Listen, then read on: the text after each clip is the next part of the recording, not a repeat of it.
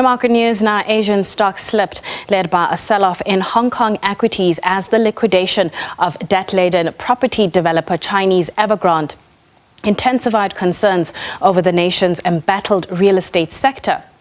Spate of earnings from high-tech profile and tech-adjacent momentum stocks awaits. Today we start with Alphabet and Microsoft, culminating on Thursday with Apple, Amazon as well as Meta platforms. Locally, supermarket group ShopRite reported a nearly 14% jump in its half-year sales, supported by a record Black Friday and festive season as cash-strapped shoppers and upmarket consumers went after food deals. To give us more perspective on the markets, we are joined by Makwe Masilela from Makwe Fund Managers. Makwe, thank you so much for your time. All eyes are on tech earnings, but we're also looking forward to the FOMC meeting tomorrow. With that as a backdrop, what's driving markets right now?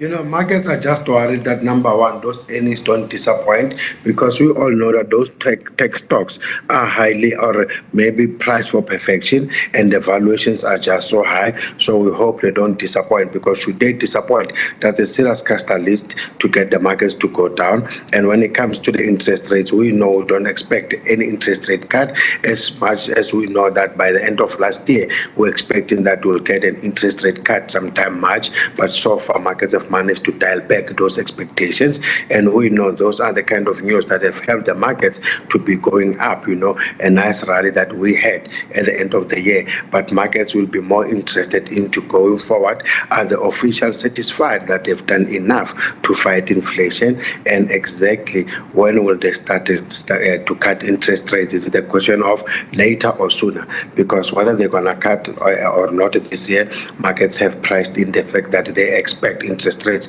to decrease sometime this year. The question is when. Makwe, I'm curious, when Fed Chair, when we get the announcement from the FOMC tomorrow, when Fed Chair gets to the podium, what do you pay attention to? Is it the Q&A session with the journalist as he responds, or do you pay close attention to the actual FOMC statement?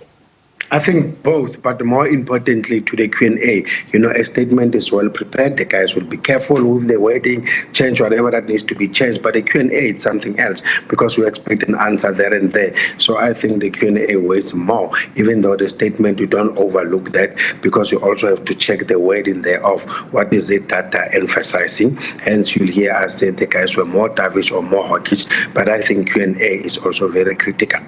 So we had ShopRite release its trading update. The share price was up about 2% about an hour or so ago. Various store formats have come to the party in this particular trading update, except for the furniture business. What did you make of the numbers? We've seen people are no longer spending money on durable goods. We've seen that most durable goods, chances are you need an account. And we've seen that the National Credit Extension numbers, the growth thereof has been slowing down.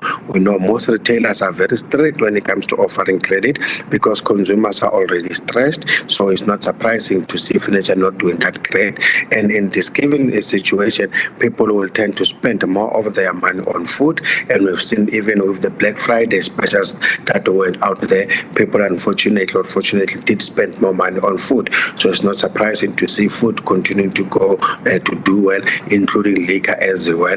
But the thing with furniture, very few people can afford to buy it cash. They sometimes rely on those accounts, whether it's in-store accounts or maybe accessing credit somewhere else, so that they'll be able to pay for that. But all in all, I think the guys have done very well, and not forgetting that the inclusion of those 94 stores that they acquired from Massmed also helped. But what's worrisome, they've spent almost 500 million when it comes to diesel costs just for 6 months. Do you expect the spend on diesel costs to start to, I suppose, not be as heavy on margins when you look at other retailers, especially as we get into the year, or is that still a concern for you? It's still a concern. It all depends on our internal selling inflation. With them, they've got a very high one, sitting at 7.7%. So their margins probably they are still decent. And also it will depend in, the load shedding, how severe it continues to be. If maybe it gets to be reduced, then at least they don't have to spend that kind of money. But the margins will always rely on how much the guys are able to increase their prices. And anyone who's able to increase their prices is just an indication of market dominance, because they're not worried about losing market share. And we've seen with the likes of ShopRite, they continue to gain market share. Given the talks or hopes of interest rate cuts at some point in the year, what's the play here, or how do you position yourself? We still continue to look into companies that definitely have a positive correlation when it comes to the economy, because when we get to a point where interest rates get to be decreased, we expect the economy to start doing well. Why? Consumers will have more money into their pockets because they'll be paying less when it comes to those installments. Disposable income gets to increase. Companies as well, when it comes to the repayments of their debts, the guys will be paying less, and all it does as well, it also increases the valuations of companies. So we will expect the economy to do better going forward. So anything positively correlated, your food, your clothes, stuff like that, then I think that will be a play. As we wrap up, given the data that we've seen out of the US, are you expecting the US economy and the US consumer to run out of steam at some point this year? So far, it shows that they continue to be very resilient.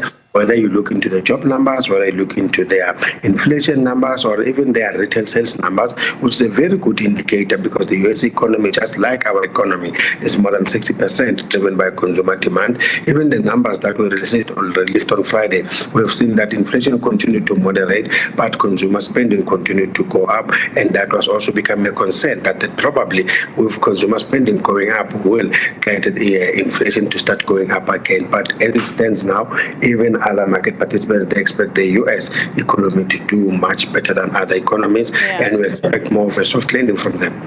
Markwe, thank you so much for your time. That is Markwe Masilela from Markwe Fund Managers. As he mentioned, tomorrow we're going to be paying attention to the FOMC meeting, not forgetting that Q&A between Chair Powell and the journalists. Remember, this has been the most aggressive rate tightening cycle in decades, so we're going to be paying attention to clues as to when we can expect some rate cuts.